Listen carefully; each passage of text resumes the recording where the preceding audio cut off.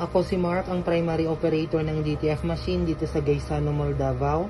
Nagamit ko ito ng 7 na araw at may total na 26 meters. Ito po ang aking printer head area. Ito po yung cutting.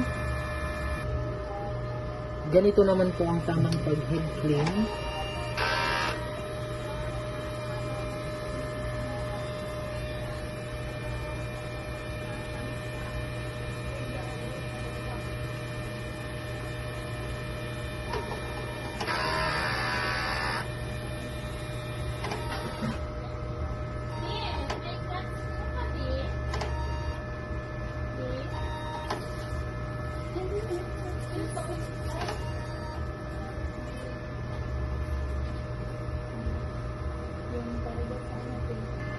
So after po na head clean po na siya ng wiper.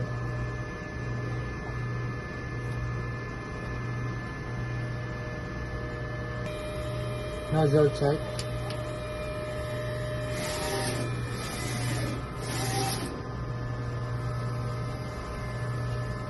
So okay naman po yung output.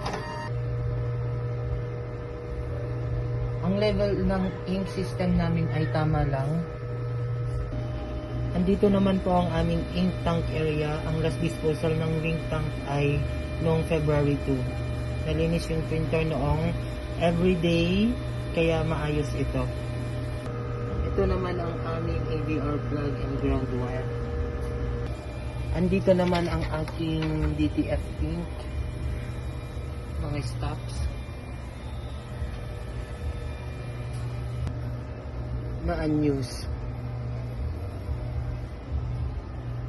Dito naman yung news.